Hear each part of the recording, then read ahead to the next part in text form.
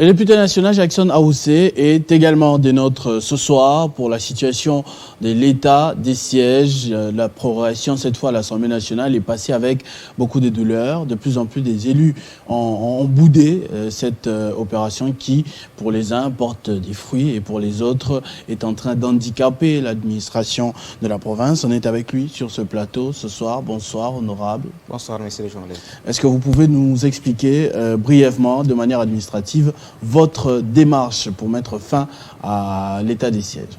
Avant qu'on mette fin à quelque chose, il faut que cette chose-là existe. Et cette chose existante, c'est l'état des sièges. L'état des sièges a été proclamé conformément à la Constitution depuis le 6 mai de l'année passée. Nous parlons de 2021. Bientôt, nous serons au mois de mai. Ça va totaliser une année. Et l'état des sièges, c'est un régime exceptionnel consacré par la Constitution pour un délai bien déterminé. Le chef de l'État le proclame pour 30 jours. 30 jours après, l'Assemblée nationale, donc le Parlement, récupère pour le proroger chaque 15 jours. C'est cela la situation dans laquelle nous sommes. Et depuis que cela a été proclamé jusqu'à aujourd'hui, vous êtes journaliste, vous êtes informé qu'avant-hier, c'était la 22e prorogation. Vous imaginez, 22e prorogation, 22e, 15 jours fois 22. On en est là. Et donc, moi, je pense que nous sommes les députés, nous sommes le représentant du peuple. Tout ce que nous cherchons, c'est le bien-être de la population, avec ou sans état de siège. Au jour d'aujourd'hui, le Premier ministre a fait plus ou moins 3 rondes dans ces 2 provinces, avec nous-mêmes, parfois avec d'autres ministres sectoriels. On sait quand même que ce régime exceptionnel a produit des effets. Ne pas reconnaître les effets produits par l'état de siège n'est pas juste, n'est pas honnête. Ça produit des effets, mais ici nous sommes dans une situation où on ne peut pas laisser une province, une entité, être administrée exceptionnellement pendant une année dans un régime exceptionnel. C'est pour cette raison que nous nous disons, la mission de l'armée ne se résume pas à l'état de siège. Avant, pendant ou après l'état de siège, l'armée va continuer avec la défense de l'intégrité nationale. C'est cela. C'est pour cette raison que nous nous disons, cette étape-là d'élargissement des compétences de l'armée sur d'autres questions, notamment l'administration, la politique, la justice, nous devons la suspendre. C'est ça notre demande. C'est ce que nous disons. Mais après exploitation, on a compris qu'apparemment, nous, on demandait quelque chose que nous pouvons faire. Mon collègue venait de passer ici, il a souligné une des méthodes, une des pratiques qui peut nous permettre d'arrêter l'état de siège. C'est-à-dire, c'est nous qui prolongeons, nous pouvons aussi arrêter. C'est pour cette raison qu'aujourd'hui, 5 députés ont pris le courage de déposer au bureau de l'Assemblée nationale une loi portant fait état de siège. On l'a déposé aujourd'hui. Nous profitons par votre antenne de sensibiliser les collègues que nous ne sommes pas contre quiconque. On ne peut pas être contre soi-même. Parce que cet état de siège, on l'a instauré pour nous. Parce que c'est nous qui vivons, c'est nous qui subissons, n'est-ce pas, les enfants de guerre. Mais au jour d'aujourd'hui, on se dit, on peut continuer à mener le combat contre les groupes armés, pas nécessairement à travers l'état de siège. Alors, dites-moi, tout au long de votre réponse, bien au début, excusez-moi, vous avez parlé d'être des représentants des élus. Est-ce que ce sont vos élus qui vous ont dit qu'ils en ont marre de l'état des sièges ou c'est une initiative personnelle des 5 députés qui vont tenter de convaincre les autres? Parce que vous avez reconnu aussi dans votre réponse que l'état des sièges a quand même porté des fruits par rapport à la situation qu'il y avait avant. Exact. Ce n'est pas parce que l'état des sièges a porté le fruit que celui-ci doit s'éterniser. Moi, je pense que tu seras d'accord avec moi que l'état des sièges n'a pas été instauré pour remplacer définitivement les institutions. Mais pour mettre fin à la guerre n'est pas encore terminée. La guerre n'a pas encore pris fin. Et donc, comme la guerre n'a pas encore pris fin, l'état des sièges doit continuer. Ça sera une mauvaise perception, ça sera une mauvaise lecture de la chose, parce que je venais de vous dire que les opérations militaires n'obéissent pas obligatoirement à l'état de siège. On peut ne pas être dans un état de siège, cela n'empêchera pas aux militaires de faire leur travail. Mais pourquoi quand avant l'état de siège, on n'avait pas les résultats qu'on a aujourd'hui? Le résultat par rapport... Mais vous-même, vous avez reconnu qu'avec l'état de siège, on a escompté plus de résultats qu'avant, quand l'administration, la justice, tout était entre les mains des civils. Ça, c'est venu de toi. Moi, ce que je dis ceci. Ne pas reconnaître ce serait malhonnête. Les efforts fournis dans le cadre de l'état de siège ne sera pas honnête de notre part. C'est ce que moi je dis. Mais moi, je ne dis pas qu'avant l'état de siège était plus mauvais que pendant l'état de siège. Ce n'est pas ce que moi je dis. Avant l'état de siège, les gens mouraient. Avant l'état de siège, les gens se déplaçaient. Avant l'état de siège, les villages étaient brûlés. Au même moment, aujourd'hui, pendant l'état de siège, cette situation, c'est faut sentir. Mais c'est pour cette raison que nous nous disons, il y a plusieurs manières de faire la guerre. Il n'y a pas que l'état de siège. Nous sommes dans l'année 2014 ou 15. Le M23 assiège la ville de Goma. Notre armée a fait tout pour défaire le M23 dans la ville de Goma. On était à l'état de siège?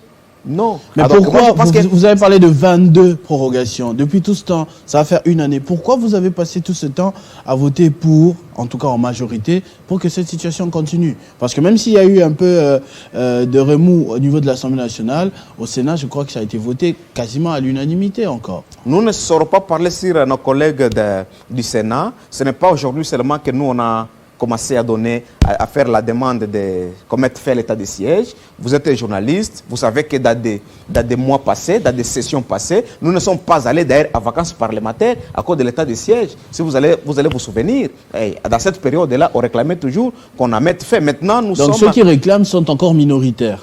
C'est pour ça que ça continue. Ceux qui réclament sont encore minoritaires parce que c'est encore le province de l'Ituri et de Nord Kivu. Seulement. Les autres élus... Ceux qui vivent, n'est-ce pas, dans la chair, n'est-ce pas, tout ce qui se passe, ce sont ceux qui continuent à réclamer. C'est pour cette raison. On ne saura pas aussi dire que nos collègues ne sont pas avec nous. Peut-être que nous, Ituri et Nord Kivu, nous ne donnons pas plus d'état de donner les explications à nos collègues d'autres provinces pour qu'ils comprennent, pour qu'ils emboîtent les pas. C'est pour cette raison que nous, on a déclenché maintenant cette voie légale. Parce que c'est la Constitution, son article 144, qui dit que l'état de siège peut être, le Parlement peut mettre fin à un état de siège sur toute l'état de la République ou sur une partie de la République à tout moment. Ça, c'est la Constitution qui le dit. Parce que je ne vois aucun article qui dit que le gouvernement peut mettre fin sur l'état de siège ou le président de la République peut mettre fin sur l'état de siège au moins qu'il retire son ordonnance. Mais la Constitution ne prévoit pas ça. Mais on croit savoir que l'ordonnance a été publiée avant d'informer les élus. Vous avez été surpris à la télévision, comme tout le monde, d'apprendre que l'état de siège était instauré, puis vous avez eu à voter par après. Exact. Et ça, ce n'est pas un problème parce que la Constitution dit que les chefs de l'État doivent proclamer l'état de siège et après consultation du bureau de l'Assemblée nationale et du Sénat. C'est ce qui doit être fait. Cela a été fait, ce n'est pas un problème. Mais le problème, c'est à partir du moment où nous, le Parlement, prend la responsabilité de prolonger. C'est là où nous jouons, c'est là où nous participons effectivement dans la mise en œuvre même de l'état de siège. Parce que si nous ne prolongeons pas, l'état de siège ne va pas pouvoir exister. C'est pour cette raison qu'on a déposé cette loi aujourd'hui. Qu'est-ce qui va se passer? Vous êtes 5, vous avez déposé la loi, on n'aura plus besoin du vote de vos collègues, on va se baser sur votre dépôt. Mais comment on peut parler d'une loi à 5 personnes? C'est la proposition. Est-ce que l'on va pas revenir? C'est la proposition d'une loi et toute loi doit suivre la voie optimale. C'est-à-dire, une personne peut déposer, 1, 2, 3, 4, 5 peuvent déposer une loi et une loi doit être, n'est-ce pas, soumise à un débat général au niveau de l'Assemblée nationale, bien sûr, après que celui-ci puisse avoir l'avis favorable, l'avis du gouvernement, parce que c'est ça la marche des lois, l'avis du gouvernement, la plénière, la commission, c'est-à-dire notre commission PAJ.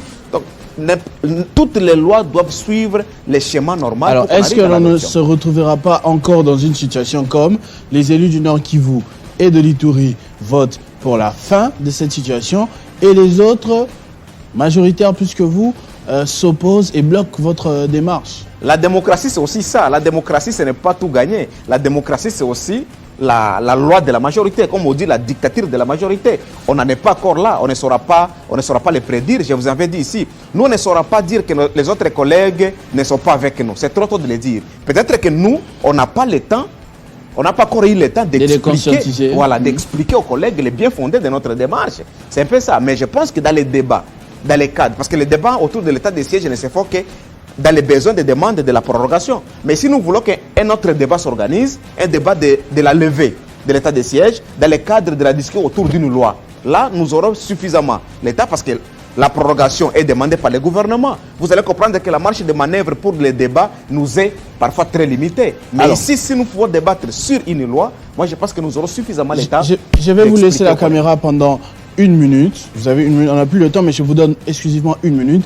Vous allez regarder vos collègues et leur dire pourquoi ils devraient voter pour la fin de l'état des sièges. Vous regardez la caméra et vous exprimez très sincèrement. Mes chers collègues, la guerre à l'Est, c'est une question de la République. C'est une question qui engage tout le monde. Ce n'est pas seulement les gens de l'Ituri et de Nord Kivu qui en souffrent. C'est tout le monde qui en souffre. C'est pour cette raison que nous nous disons, nous ne sommes pas contre les opérations militaires. Nous ici, notre expression est simple.